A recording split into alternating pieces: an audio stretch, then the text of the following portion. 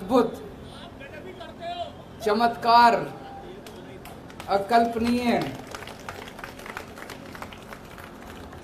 ऐसे लगता है जैसे कल का ही दिन था। साढ़े 10 साल पहले 26 नवंबर 2012 को हमारी पार्टी बनी। तब तो किसी ने सोचा भी नहीं था कि एक एमएलए भी बन पाएगा। ये भी उम्मीद नहीं थी कि एक एमएलए बनेगा। और आज 10 साढ़े 10 साल के अंदर आम आदमी पार्टी देश की राष्ट्रीय पार्टी बन गई है। 1300 से ज्यादा पार्टियां हैं देश में। पूरे देश में 1300 से ज्यादा पार्टियां, और उनमें केवल 6 पार्टियां राष्ट्रीय पार्टियां हैं, और उन 6 में से केवल 3 पार्टियां हैं जिनकी एक या एक से ज्यादा राज्यों के अंदर सरकारें हैं। उन 3 में आम आदमी पार्टी आती है, बीजेपी, कांग्रेस, आम आदमी पार्टी। तो सबसे पहले मैं सभी कार्यकर्ताओं को तहे दिल से बहुत बहुत बधाई देता हूं। सभी सपोर्टर्स को, हमारे शुभचिंतकों को, हमारे वोटर्स को, और सबसे ज्यादा हमारे क्रिटिक्स को, जो हमें बताते रहते हैं समय समय पे कि हम क्या गलतियां कर रहे हैं। उन सभी लोगों को मैं तहे दिल से बहुत बहुत बधाई देता हूं, शुक्रिया अदा करता हूं। भगवान ने वहां से, उस वक्त तो अपने पास कुछ भी नहीं होता था, ना पैसे थे ना आदमी थे। पैसे आज भी नहीं है, आदमी बहुत हैं, आज लोग बहुत हैं, लेकिन ऊपर वाला साथ है। आज सवेरे मैं यही सोच रहा था कि कहां से कहां आ गए, तो इसका मतलब ऊपर वाला कुछ कराना चाह रहा है हमसे, है कि नहीं है? हम तो निमित्त मात्र हैं, हमारी तो औकात ही कुछ नहीं थी। भगवान ने वहां जीरो से यहां पहुंचा दिया। इसका मतलब ऊपर वाले के दिमाग में कुछ तो चल रहा है।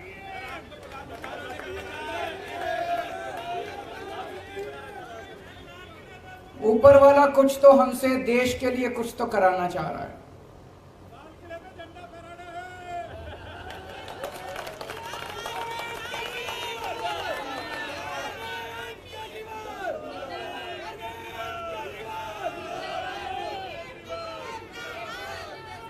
आज इस खुशी के मौके पे मनीष जी की और जैन साहब की बड़ी याद आ रही है। वो भी अगर होते तो हमारी खुशी में और 4 चांद लग जाते। वो संघर्ष कर रहे हैं देश के लिए, हम सब के लिए।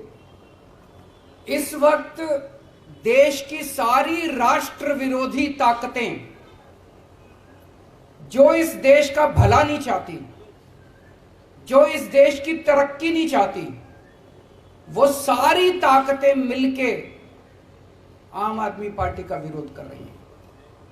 मनीष सिसोदिया क्या क्या कसूर है? कल मैं एक उद्घाटन करने गया था ईस्ट विनोद नगर में, एक स्कूल में।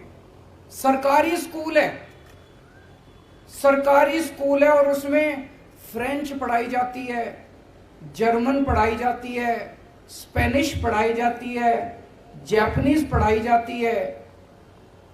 मेरी पढ़ाई हिसार के सबसे बड़े प्राइवेट स्कूल में हुई थी। हमारे स्कूल में भी ये सारी चीजें नहीं पढ़ाई जाती थी। बड़े बड़े प्राइवेट स्कूलों में नहीं पढ़ाई जाती। आज दिल्ली के सरकारी स्कूलों के अंदर वो शिक्षा दी जाती है। तो मनीष सिसोदिया का कसूर था कि उसने गरीबों के बच्चों को सपने देखने सिखाए, कि सपने देखो, बड़े बड़े सपने देखो, उनको पूरा करने का जज्बा रखो। यह कसूर था मनीष सिसोदिया का। 75 साल से गरीब का बेटा गरीब रह जाता था क्योंकि अच्छी शिक्षा नहीं मिलती थी। उनको उसने सपने दिए, उनके सपनों को उसने पर दिए, और ये सारी राष्ट्र विरोधी ताकतों ने मिलकर मनीष सिसोदिया को जेल के अंदर डाल दिया। जैन साहब का क्या कसूर था? उनका कसूर था कि अगर इस देश के अंदर कोई भी पैदा हो उसको अच्छा इलाज मिलना चाहिए, चाहे गरीब हो चाहे अमीर हो। गरीब आदमी हो तो इसका मतलब यह नहीं कि वो रुलेगा, वो कॉरिडोर में पड़ा रहेगा, उसको दवाई नहीं मिलेगी, उसको इलाज नहीं होगा। अच्छा इलाज कराएंगे, सबका अच्छा इलाज कराएंगे, सरकार कराएगी इलाज अच्छा। ये कसूर था सत्येंद्र जैन का। उसने एक सपना देखा था देश के लिए। सारी राष्ट्र विरोधी ताकतों ने मिलकर उसको बेचारे को जेल के अंदर डाल दिया। लेकिन बेचारा नहीं है, वो भगत सिंह का चेला है।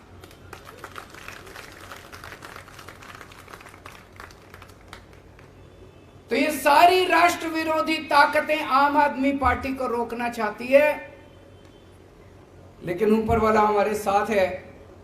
किसी की हिम्मत नहीं है। मैं हमेशा कहता हूं, no one can stop the idea whose time has come. इस पूरी यात्रा में बहुत सारे ऐसे लोग हैं जिन्होंने बहुत कुर्बानियां दी, बहुत संघर्ष किए। हमारे बहुत साथी हैं जिन्होंने खूब डंडे खाए।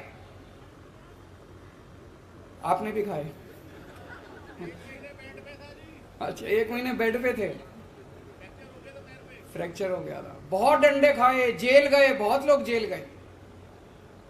हमारी संतोष कोहली शहीद हो गई।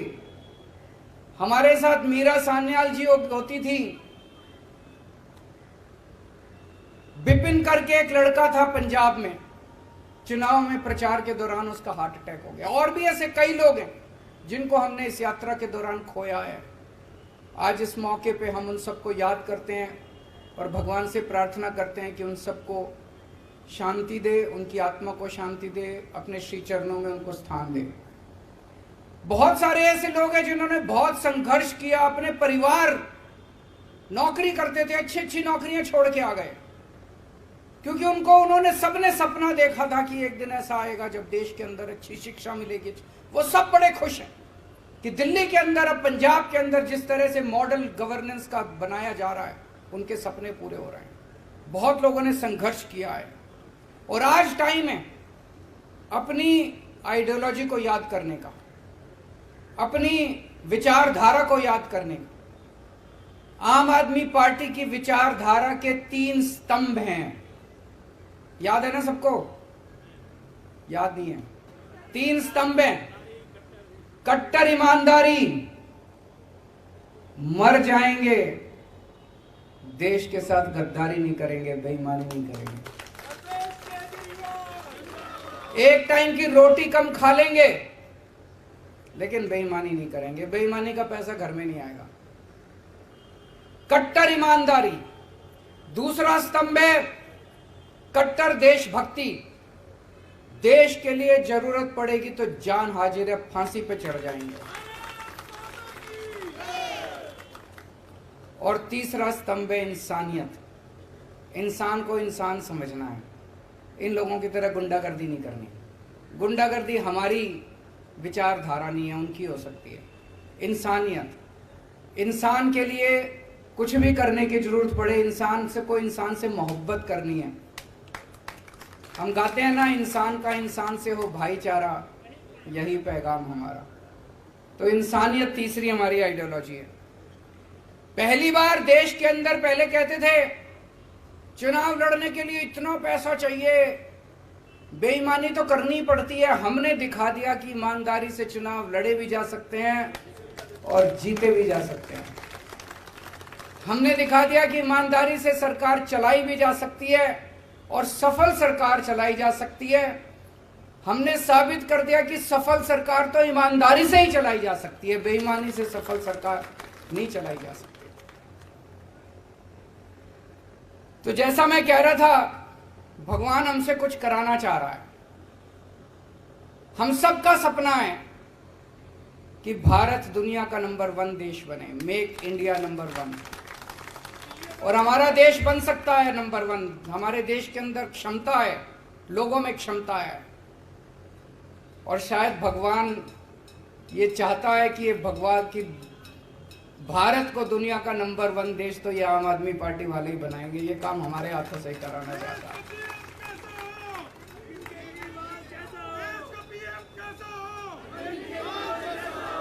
देश की राजनीति के अंदर राजनीति को एक नई दिशा दी है। अभी तक जब भी ये लोग चुनाव में आते थे, केवल और केवल गुंडागर्दी, गाली गलौज, उसने उसको गाली दे दी, उसने इसको गाली दे दी, उसने उसको कुछ कह दिया, उसने इसको कुछ कह दिया। टीवी वाले आते थे, जी उन्होंने आपके बारे में ये बोला, आपको क्या कहना है? अरे बोलने दे, क्या हमको क्या लेना देना किसी ने क्या कहा हमारे बारे में। बस यही चलती थी राजनीति। इसने ये बोला जी आपके बारे में, आपको क्या कहना है? उसने ये बोला जी आपके बारे में, आपको क्या कहना है? जाति के नाम पे, धर्म के नाम पे पहली बार इन सबको, सबसे बड़े नेता को एक फर्जी क्लास में ले जाके बिठा दिया हम लोगों ने।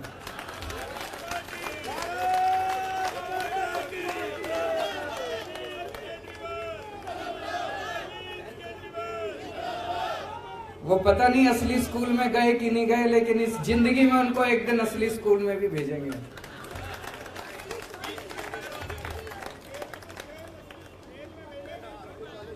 पहली बार देश की राजनीति में स्कूलों की बात होने लगी है।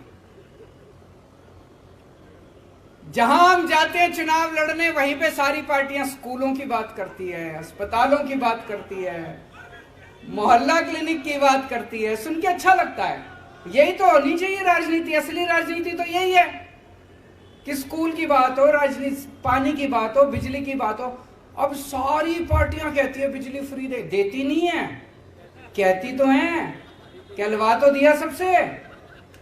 अमित शाह जी ने भी एक, मेरे को याद है कहीं बोला था, वेस्ट बंगाल में जाके बोला था हमारी पार्टी की सरकार बनी तो इतने यूनिट बिजली फ्री, कहलवा सबसे दिया, करवा भी देंगे सब लोगों से धीरे धीरे।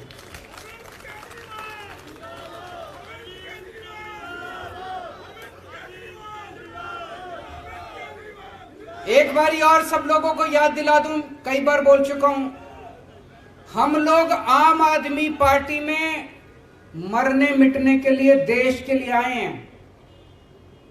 अगर किसी के मन के कोने में कभी आए पद की इच्छा, पैसे की इच्छा, प्रतिष्ठा की इच्छा, तो या तो वो फीलिंग निकाल देना और या आम आदमी पार्टी छोड़ देना।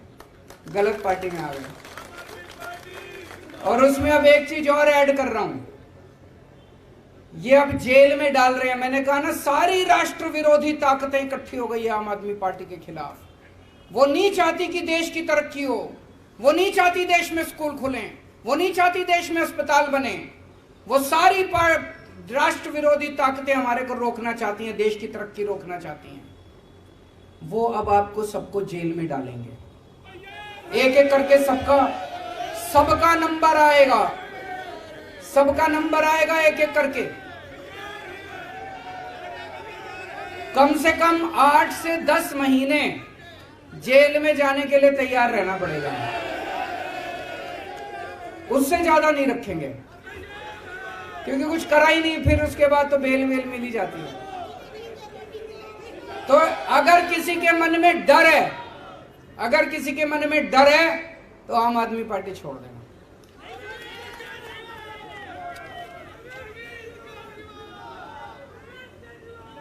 जैसा मैंने कहा, आज 2 किस्म की राजनीति देश के अंदर चल रही है। एक पॉजिटिव राजनीति, आपने देखा होगा दिल्ली के अंदर हम चुनाव लड़े, हमने कभी किसी को गाली नहीं दी।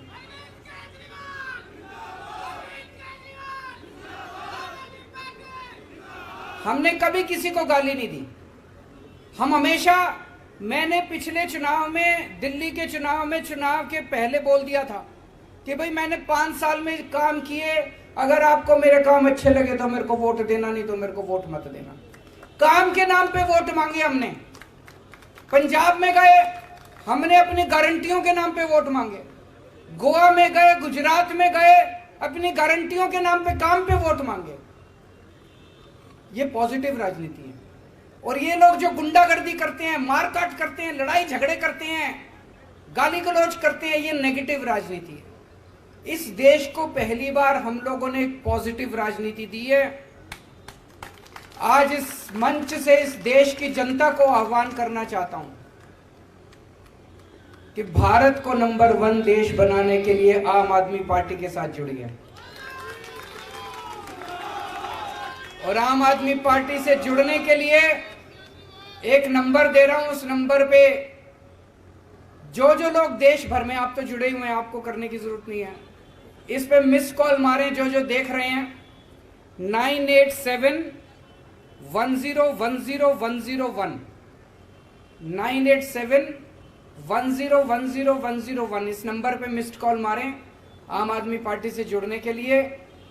और अंत में भगवान से प्रार्थना करता हूं कि अगर इस देश की सेवा के लिए ये जान चली जाए तो अपने को बहुत सौभाग्यशाली समझूंगा। इस शरीर का कतरा कतरा, मेरे शरीर के खून का कतरा कतरा इस देश के लिए अगर शहीद हो जाए तो अपने आप को बहुत सौभाग्यशाली समझूंगा। देश के उन सब करोड़ों लोगों को सलाम जिन लोगों ने इतने कम समय में आम आदमी पार्टी पे इतना विश्वास किया, इतनी बड़ी हमको जिम्मेदारी दी। राष्ट्रीय पार्टी बनने की जिम्मेदारी कोई छोटी जिम्मेदारी नहीं है, बहुत बड़ी जिम्मेदारी है। ऊपर वाले से प्रार्थना करता हूं कि ये जिम्मेदारी पूरी ईमानदारी और निष्ठा के साथ हम लोग पूरी कर पाएं, ऐसा हमें ताकत दें, हमें सद्बुद्धि दें। बहुत बहुत शुक्रिया। भारत